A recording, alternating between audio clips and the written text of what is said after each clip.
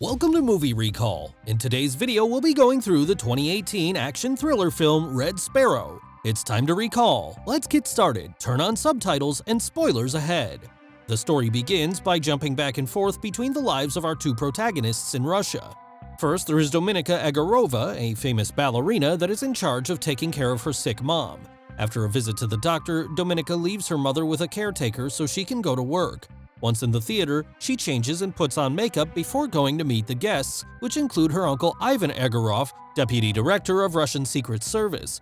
He introduces her to Dmitry Ustinov, a Russian gangster that asks her for a picture and takes the chance to touch her improperly. Moments later, the play begins and Dominika is dancing as wonderfully as ever when suddenly, his dancing partner jumps and lands on her leg, breaking it. Dominika is immediately taken to have surgery. The other character we follow is Nate Nash, a CIA agent who is taking a phone call from an automatic caller that dictates some words to him.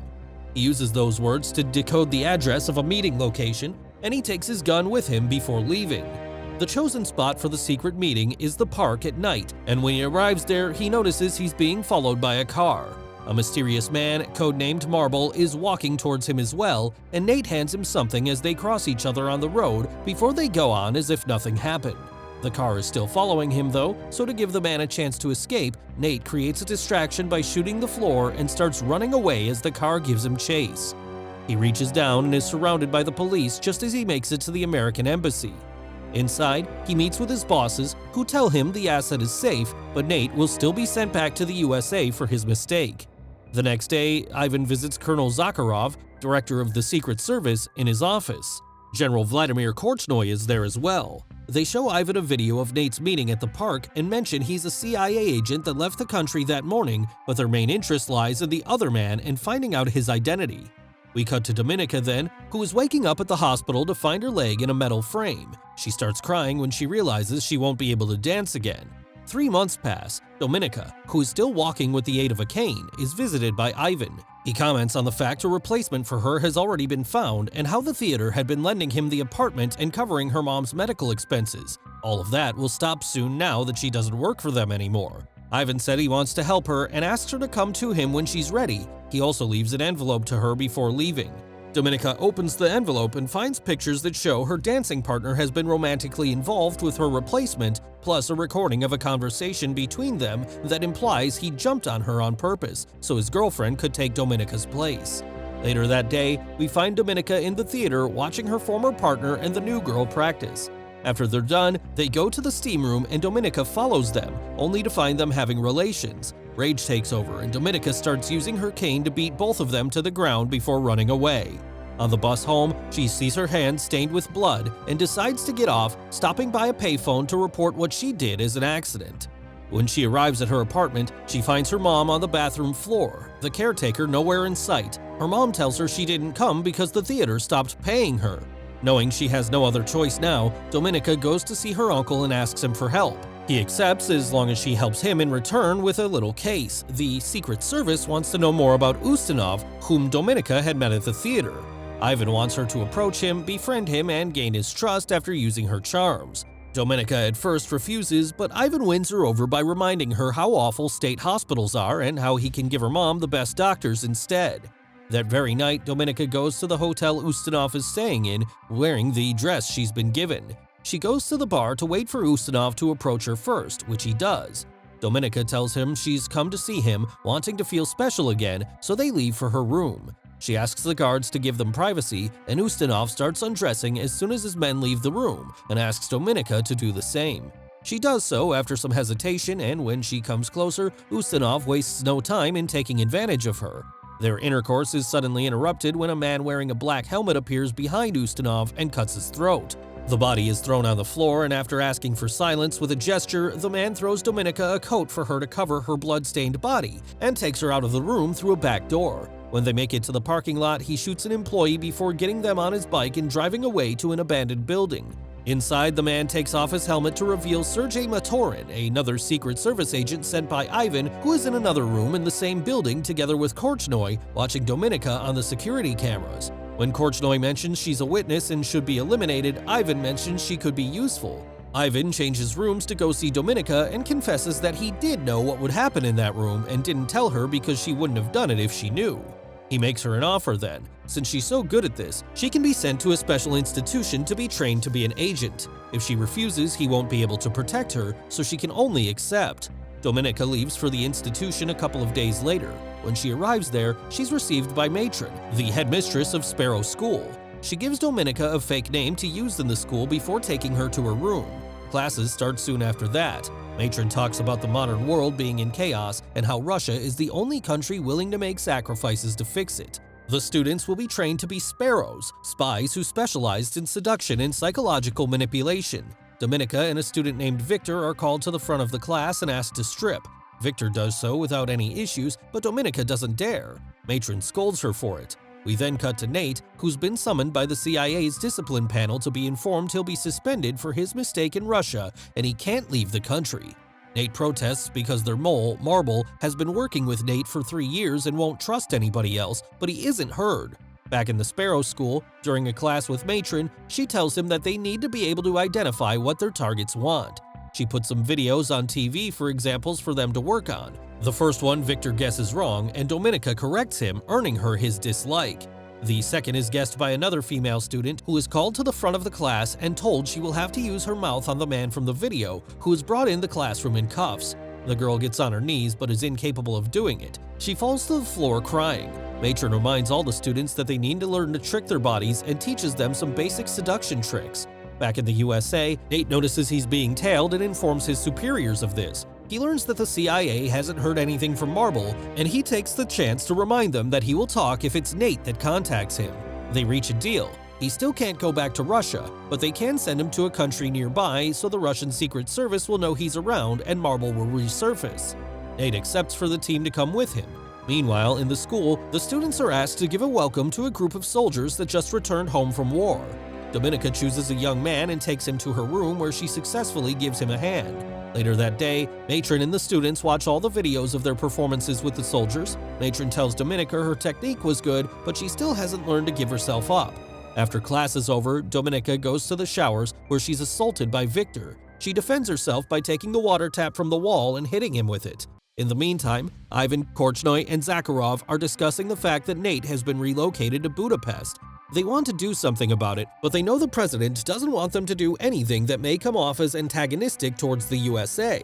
Ivan proposes they give the mission to someone else. Back in the Sparrow School, Matron and a newly arrived Korchnoi question Dominika for her attack on Victor.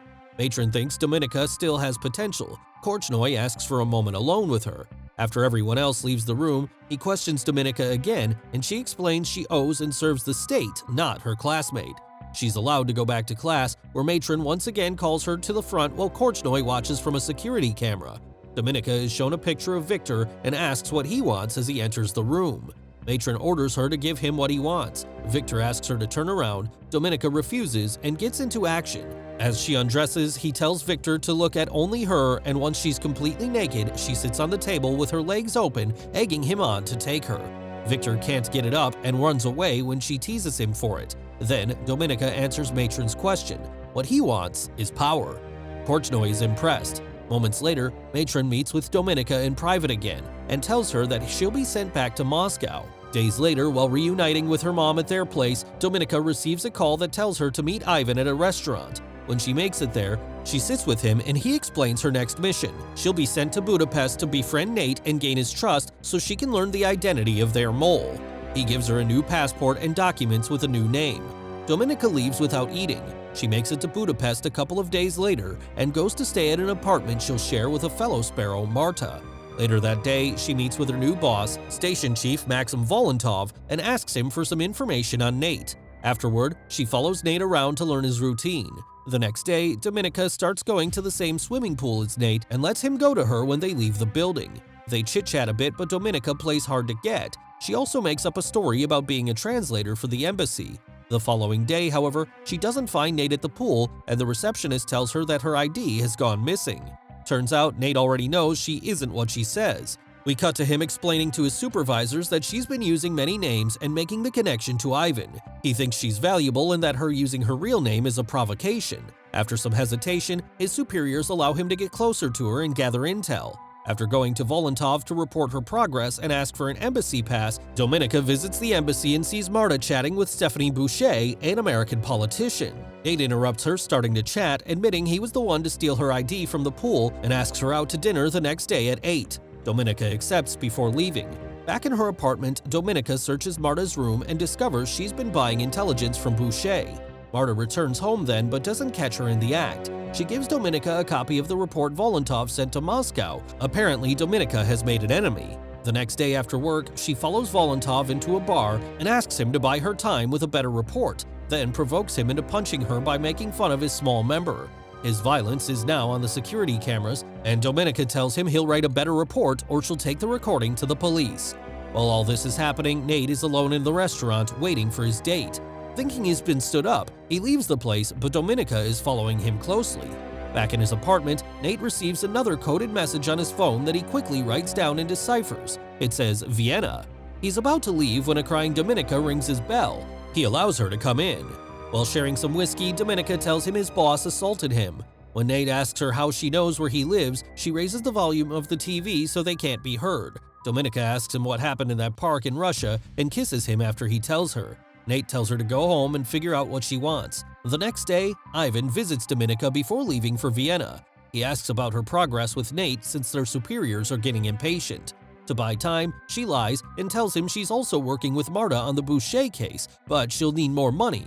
Ivan accepts and asks for his coat to leave. Dominika gets it for him, but not without secretly taking a peek at his passport. After he's gone, Marta approaches Dominika with her gun. She overheard the lie and is angry because the Boucher case is supposed to be only hers. Dominika promises she'll give her all the credit and more money. She just lied for the extra time. Marta only accepts because she has no other choice. Later on, Dominika goes to Vienna and opens a bank account there while Marta visits Volantov to tell him she knows how to get rid of Dominika. Dominika returns to her place that night and finds Marta murdered in the bathtub.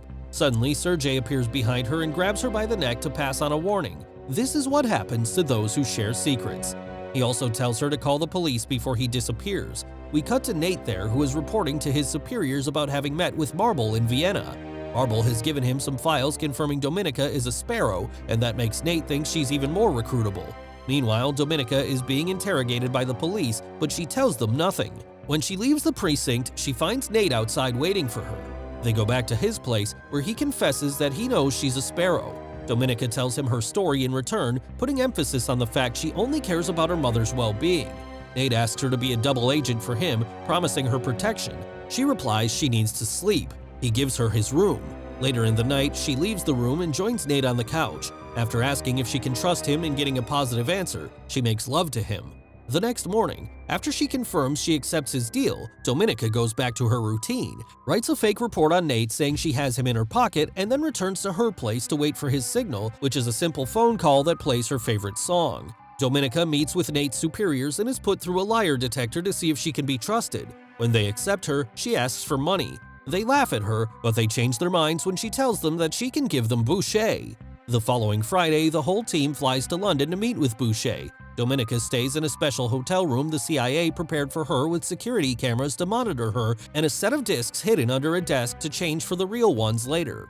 Moments later, while she's at the bar waiting for Boucher, he's surprised by the sudden appearance of Volantov, who supposedly wants to help. Dominika sends him to her room, otherwise his presence will scare Boucher off. Boucher arrives soon afterward, and Dominika goes to her, explaining Marta sent her. Boucher doesn't like this change and is about to leave, but Dominika convinces her to stay when she threatens her with some dangerous pictures and mentions the money. Both women go to Dominika's room where Volantov is waiting. Boucher gives her the discs in exchange for the money, and Dominika pretends to take the discs to her computer to check if they're real when she's actually trading them with the C.I.A.'s. Dominika and Volantov leave after telling Boucher to wait an hour to leave too, but Boucher is anxious and drunk, and so she leaves soon after. When she makes it to the street, she notices she's being followed and gets scared, so she throws the money in a trash can and crosses the street where a truck hits and kills her. Dominika is in a car with Volantov when this happens, and he quickly gets the news on the phone. He tells Dominika that they've been given orders to return to Moscow immediately and takes her passport. When they make it to Moscow, Ivan takes the disc from Volantov before arresting him. Both he and Dominika are under suspicion of having helped the Americans. When asked about it, she denies it, so she starts being tortured in different ways for the real answer, but she doesn't give in. They even show her a video of how Volantov was shot for lying, but when the interrogator points at her head and she lies again, nothing happens. Ivan takes over then, and Dominika manages to manipulate him into protecting her. She's allowed to return home, but when she gets there, she feels so dirty she doesn't let her mom hug her. After a difficult meeting with Korchnoi and Zakharov, Ivan returns to his apartment where Dominika is waiting. He tells her they've granted her request to let her keep working on Nate. She kisses him before leaving. Dominika returns to Budapest and meets with Nate. They go to his apartment where he expresses his suspicions of her quick release. Dominika convinces him to relocate her and her mom to America and give her more money. He accepts before they make love. In the middle of the night, Dominika wakes up when she hears a noise. She goes to the kitchen to find Sergei torturing Nate. She pretends to be on his side at first, even helping him hurt Nate to get the name of the mole. But when Sergei gets distracted, she hits him back and helps Nate cut the straps tying him to the chair. The three of them get into a fight that doesn't last long. Sergei slips and Dominika takes the chance to stab him. She wakes up in the hospital the next day and leaves her room to have a smoke. She's then confronted by Korchnoi, who reveals himself as Marble. He thinks he'll be caught soon and doesn't want to die in vain, so he asks Dominika to expose him so she can become a national hero and take his place as a mole. She doesn't give him a definite answer, but after he leaves, she checks on Nate and leaves as well. She gives herself up to the police and asks to see the Russian ambassador, and when she's taken to him, she tells him to call Zakharov and inform him that she has the name of the mole, which she'll give him in exchange for her freedom. A meeting to do the exchange is arranged later that night at an airport. Nate will walk with her to confirm the identity of the mole, and she mustn't try and run or she'll be shot. Nate is angry with her because he thinks she's used him, but she has a surprise. When the Russians approach them with the mole, they take the bag off his face to reveal it's not Korchnoi, it's her uncle Ivan, who has been framed thanks to Dominika fabricating evidence ever since she made it to Budapest the first time. Nate quickly catches on and confirms Ivan is the mole. After the exchange is done, Ivan is shot by a Russian sniper and Dominika is taken away on a helicopter. Back in Russia, she's named a heroine and allowed to have her good life with her mom. The movie ends when she receives a phone call and the only sound on the line is her favorite song. Thanks for watching. Please like and subscribe and click the bell icon to get new movie recaps.